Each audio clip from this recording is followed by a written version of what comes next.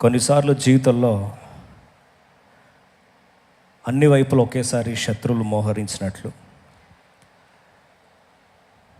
చుట్టూ తిరిగి చూస్తే ఎక్కడ కూడా పరిష్కారం దొరకక అన్ని వైపులా ద్వారాలన్నీ మూసుకుపోతూ ఒకేసారి దేవుడు విడిచిపెట్టేశాడా అనే ఆలోచనలు మనలో అప్పుడప్పుడు వస్తుండా మనల్ని బాధిస్తుండడం సహజం. అలాంటి పరిస్థితి చాలా కాలం క్రితం అదొక దేశం. ఆ దేశంలో ఒక యోధుడు ఆకస్మికంగా యుద్ధ వార్త విన్నాడు. యుద్ధము హోరాహోరీగా పేట్రేగిపోతూ వచ్చింది. యుద్ధ భూమి కంపిస్తూ ఉంది. కత్తులు ఢీకొంటూ ఉన్నాయి. 5 రాజులు మూకుమ్మడిగా ఒక్కని మీద దాడి చేయడానికి తెగించారు. ఇశ్రాయేలులు అలసిపోయారు. సమయం కాస్త మూగబోతూ ఉంది. చీకటి దగ్గర పడుతూ ఉంది.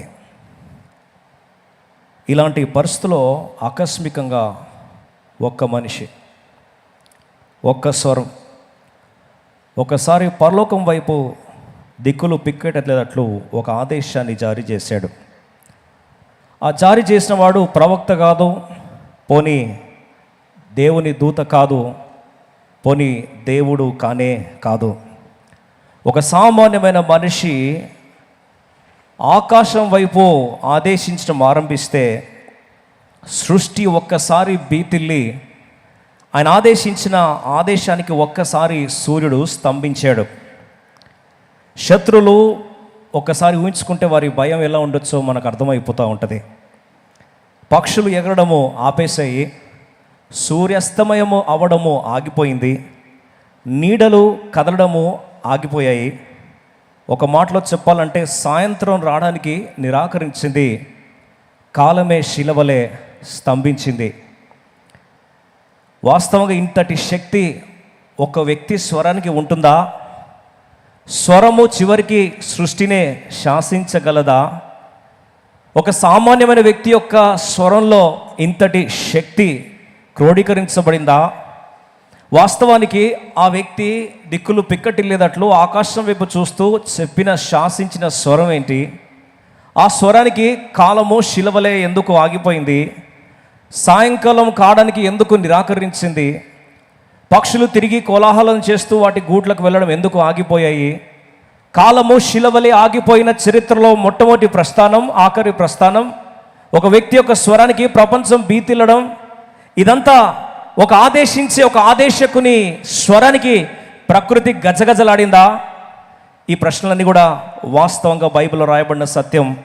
ఒకసారి యెహోషువ గ్రంథం 10వ అధ్యాయం, జాషువా చాప్టర్ 10 అందరం కలిసి ఈ రాయబడిన వాస్తవ సత్యము కేవలం కట్టుకథ కాదు, లేదా వర్ణించడానికై రాయబడిన ఒక నరేషన్ కాదు, కానీ ఇదంతా కూడా వాస్తవంగా మన యొక్క మేలుకొలుపు కొరకు రాయబడిన వాక్సత్యంగా యెహోషువ గ్రంథము 10వ అధ్యాయం 12వ వచనాన్ని అందరం కలిసి చదువుకుందాం.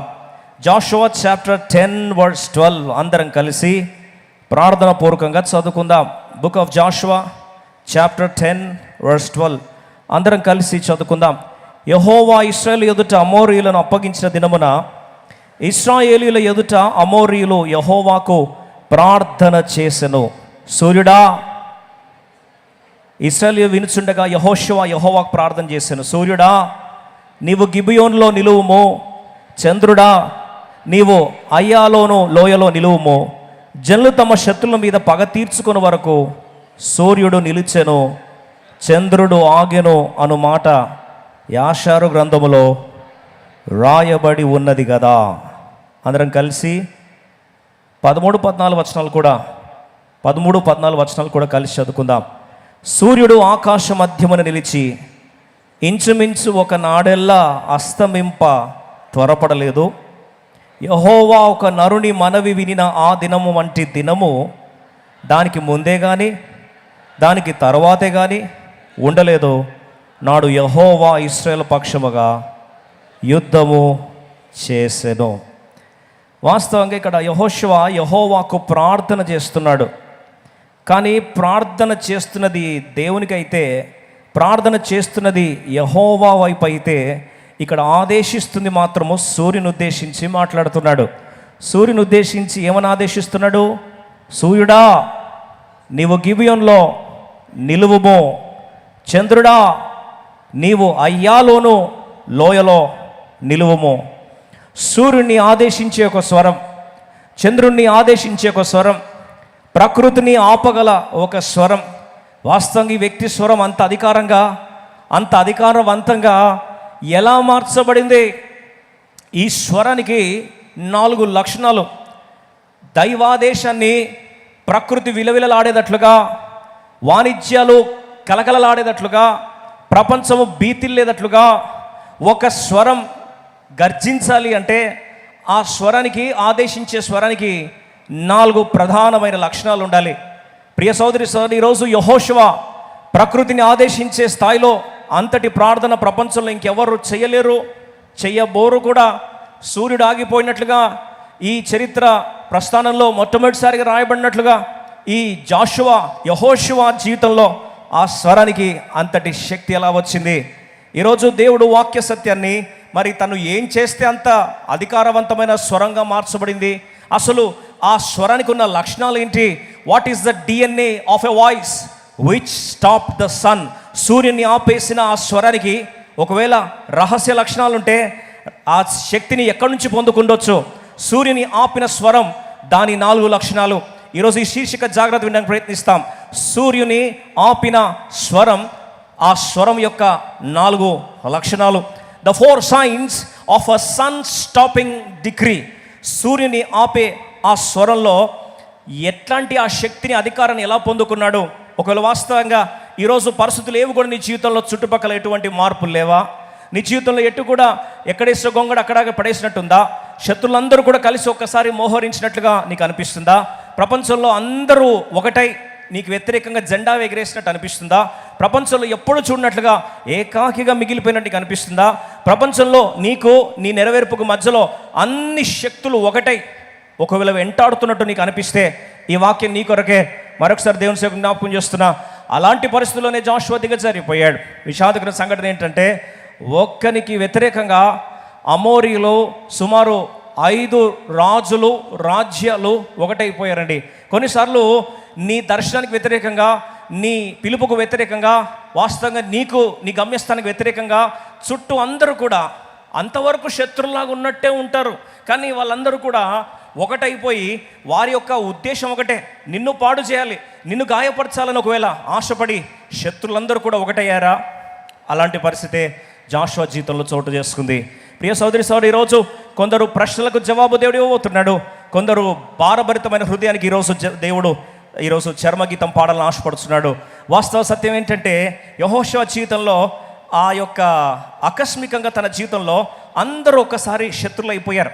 ఆలోచిస్తే ఒక రాజు కాదు, 2 కాదు, 5 ఒక్కసారి కలిసి కలగలుపుకొని వీరందరూ కూడా ఆయనకి శత్రులుగా మార్చబడ్డారు. ప్రియ సోదరి సోదరా, కొన్నిసార్లు మన జీవితంలో అందరూ కలిసి వ్యతిరేకంగా అయిపోయినప్పుడు దేవుడు ఏ రీతిగా తన యొక్క వాగ్దానాలు మన జీవితంలో నెరవేర్చుకునే క్రమంలో, తన వాగ్దానాలు మన జీవితంలో నెరవేర్చుకునే క్రమంలో కొన్నిసార్లు మన జీవితంలో ఏ రీతిగా పరిస్థితులన్నీ కూడా తారుమారు చేస్తాడో క్లుప్తంగా మొదటి సత్యాన్ని మనం చూడడానికి ప్రయత్నిస్తాం. వాస్తవంగా ఈ యుద్ధము ఎందుకొరకు దేవుడు అనుమతించాడు?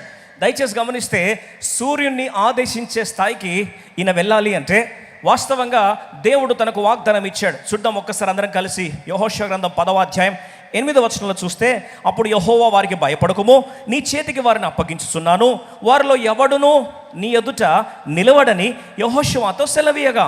చూడండి, ఎవ్వరు కూడా నీ ఎదుట నిలబడలేరు. Not even a single man can ever stand before you. ఇంత అద్భుతమైన శాసనాన్ని దేవుడు జారీ చేస్తే ఒక వాస్తవ సత్యాన్ని ఈరోజు మనందరం గుర్తు చేసుకోవడానికి ప్రయత్నిస్తాం. ఇలాంటి జాషువా ప్రస్థానంలో రాత్రికి ఇంత మహాశక్తికి ఎదిగాడా? వాస్తవంగా ఈ స్వరము రాత్రికి అంతే అధికారవంతమైన స్వరంగా మారిందా? కాదు. ఈ స్వరం అలా మార్చబడ్డానికి స్థూలంగా 4 రహస్యాలు ఉన్నాయి. అందులో మొదటి రహస్యం చూడడానికి ప్రయత్నిస్తాం. చూడండి, జాషువా ఈరోజు అంతటి స్థాయికి రావడానికి మొట్టమొదటిగా జాషువా స్క్రీన్ ప్లే, ఒకవేళ స్క్రీన్లో కానీ కథానాయకుడుగా కానీ జాషువాని పరిచయం చేస్తే, first of all introduction Joshua గురించి ఏ సీన్లో చూస్తాం? గత వారం మనం చూస్తూ వచ్చాం.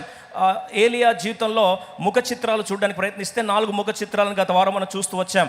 4 postures of Elijah, 4 blue prints of Elijah అని ఒక 4 సీన్లలో మనం ఎలైజాని ఎలా చూసామో, ఒక్కసారి ఇప్పుడు జాషువాని ఒక 4 ముఖ చిత్రాల్లో చూసే ప్రయత్నం చేస్తే, ఒక్కసారి జాషువా జీవితంలో ఫస్ట్ ఇంట్రడక్షన్, ఫస్ట్ సీన్, అసలు ఇంతటి అభిషేకాన్ని ఎలా పొందుకున్నాడంటే, వాస్తవంగా జాషువా జీవితంలో తనకంటే ముందు అతి గొప్ప మహానాయకుడు కారణ జన్ముడు పుట్టాడు. చూడండి, కారణ జన్ముడు ఎవరంటే మోషే అంతటి వ్యక్తి ఇశ్రాయేల్ ప్రజలకు ఎలా అయిపోయాడంటే, మోషే అంటే 1 మ్యాన్ ఆర్మీ, 1 మ్యాన్ ఆన్సర్. ఏ ప్రశ్నకైనా సరే జవాబు మోషే, వాళ్ళకి ఏ ప్రాబ్లం వచ్చినా జవాబు మోషే, దేవుని స్వరానికి గుర్తు మోషే, ముఖాముఖం మాట్లాడడానికి గుర్తు మోషే, ప్రవక్తకు గుర్తు మోషే, సమస్యలకు పరిష్కారం గుర్తు మోషే. ఒక మాటలో చెప్పాలంటే వారికి సమస్తం తానే ఒంటి చేత్తో నడిపించిన మహానాయకుడు ఉన్నాడంటే ఆయన పేరు మోషే. ఎంతో అభిషేకం, మోషే లాంటి అభిషేకం బహుశా ప్రపంచంలో అలనాడు ఎవరికి లేకపోయిండొచ్చు. అవును, ఏ యాజకులకు లేదు, ఏ ప్రవక్తలకు లేదు, వాస్తవంగా అహరోను కూడా అంతటి అభిషేకం లేదు. అలాంటిది అత్యంత ప్రభావితమైన అభిషేకించబడిన ఆత్మ ఎవరికైనా ఉందంటే అది మోషే జీవితంలోనే. కానీ అలాంటి మోషే జీవితంలో చూడండి, వాస్తవంగా నాయకత్వపు బాధ్యతలు మార్చబడబోతున్నాయి. ప్రియ సోదరి సోదరు, కొన్నిసార్లు ట్రాన్సిషన్ అనేది ఖచ్చితంగా తథ్యం, కొన్నిసార్లు మార్పు అనేది తథ్యం, కొన్నిసార్లు పరిణామ క్రమంలో మార్పు అనేది తథ్యం. ఖచ్చితంగా వ్యక్తి అనే మోషే ఇప్పుడు మరణించడానికి కాలం దగ్గర పడుతూ ఉంది. ఇప్పుడు తన నిర్గమం యొక్క సమయము వచ్చిందని మోషేకి అర్థమైపోయింది. చూడండి ప్రియ సోదరి సోదరులారా, మోషే జీవితంలో ఎప్పుడైతే తను వెళ్ళిపోతాడని తెలిసినప్పుడు ఒకరోజు ఎంతో దిగాలుగా ప్రార్థించడం ఆరంభించాడు. తన ప్రార్థన ఏంటంటే, ప్రభువా, నువ్వు నన్ను పిలుచుకున్నావు, నన్ను తీసుకోవడానికి నాకు అస్సలు బాధ లేదు, సంతోషంగా నెబో పర్వతం ఎక్కుమంటే సగర్వంగా ఎక్కుతా, మరణం చూసి ముఖాముఖిగా ఓ మరణం అని చెప్పే సత్తా దమ్ము నాకు ఉంది. కానీ నా బాధ ఒకటే, నన్ను తీసుకోబోతున్నావు. I know man is being taken but mission will never stop. మనిషిని తీసుకెళ్తున్నావు కానీ పరిచర్య అనేది ఆగదు కదా. కానీ నాకు ఒక బాధ ఉంది, ఒక ప్రార్థన ఉందని ఆ రోజు ప్రార్థించడం ఆరంభించాడు. ఒకసారి సంఖ్యాకాండము 27వ అధ్యాయము 15, 16, 17 వచనాలు, నంబర్స్ 27 verse 15, 16 and 17. అప్పుడు ఒక మాట అంటాడు, ప్రభా, ఇంతటి పరిచర్యను ఆరంభించావు కదా, ఇంతటి అద్భుతమైన దర్శనం ఇచ్చావు కదా, ఇశ్రాయేల్ ప్రజల్ని వాగ్దాన దేశం వైపు నడిపించాలని నువ్వు ఎంతగానో ఇష్టపడ్డావు కదా, అయితే నన్ను తీసుకెళ్తున్నావు మంచిదే, కానీ ఒక ప్రార్థన మనవి ఉందయ్యా. ఏంటి ఆ ప్రార్థన మనవి అంటే, ఇప్పుడు సర్వశరీరులు వెళ్ళే మార్గంలో నేను వెళ్తున్నాను. 16, 17 కలిసి చదువుదామా? అతడు వారి ఎదుట వచ్చును. సంఖ్యాకాండం 27వ అధ్యాయం, అందరం కలిసి సంఖ్యాకాండం 27వ అధ్యాయం 15వ వచనం చదువుదాం. అప్పుడు మోషే యెహోవా తిట్టాను, యెహోవా సమస్త మానవుల ఆత్మలకు దేవా, యెహోవా సమాజము కాపరి లేని గొర్రెల వలె ఉండకుండునట్లు ఈ సమాజం మీద ఒకనిని నియమించుము. ప్రభా, కాపరి లేని గొర్రెల లాంటి పరిస్థితి ఇశ్రాయేల్ ప్రజలకు రావద్దు. ఈ కాపరి లేని గొర్రెల వలె చెదిరిపోయే పరిస్థితి రావద్దు. A nation without a leadership will definitely be lead to domination. ఒక దేశానికి నాయకుడు లేకపోతే, ఒక కుటుంబానికి నాయకుడు లేకపోతే, ఒక దర్శనానికి నాయకుడు లేకపోతే అది కుప్పగూలిపోతుందని తెలిసి మోషే ఇప్పుడు ఆఖరిగా ప్రార్థిస్తుంటాడు, అయ్యా, నన్ను తీసుకుపోతున్నందుకు నాకు బాధ లేదు, సంతోషంగా ఉంది. కానీ ఇప్పుడు ఈ దర్శనం ఏదైతే నువ్వు ఇచ్చావో, ఇశ్రాయేల్ ప్రజల జీవితంలో ఈ రీతిగా కాపరి లేని గొర్రెలు అనే పరిస్థితి వారికి వస్తే, ఇంతవరకు ఫరోని ఎదిరించడానికి నన్ను వాడుకున్నావు, ఎర్ర సముద్రం పాయలు చేయడానికి వాడుకున్నావు, మన్నాను కురిపించడానికి వాడుకున్నావు, ధర్మశాస్త్రం ఇవ్వడానికి వాడుకున్నావు, ముఖాముఖిగా నిన్ను చూసే కృపను నాకు ఇచ్చావు. కానీ ఈరోజు ప్రశ్న ఏంటంటే, నాయకత్వం ఒక్కసారి మూర్ఛిల్లితే, నాయకత్వము శూన్యముగానే వస్తే, లీడర్షిప్ వ్యాక్యూమ్ వస్తే మరి ఆ పరిస్థితి ఎలా తట్టుకోవాలయ్యా? How can the children of Israel handle this? ఈ పరిస్థితి ఎలా ఉంటుందో తండ్రిగా నేను బాధపడుతున్నాను అంటే, ప్రభు అన్నాడు, ఆల్రెడీ ఈ ప్రాంతంలో ఇంకొక నాయకుడిని నేను ఏర్పరచుకున్నాను అని చెప్పి ఆ నాయకుని గురించి 18 వచనంలో చెప్తాడు. అందరం కలిసి చదువుకుందాం. సంఖ్యాకాండం 27, 18. అందరం కలిసి 27, 18 ఈ మాట చదువుకుందామా? అందుకు యెహోవా మోషేతో ఇట్లనను, నూను కుమారుడైన యెహోషువ ఆత్మను పొందిన వాడు, ఆత్మను పొందిన వాడు.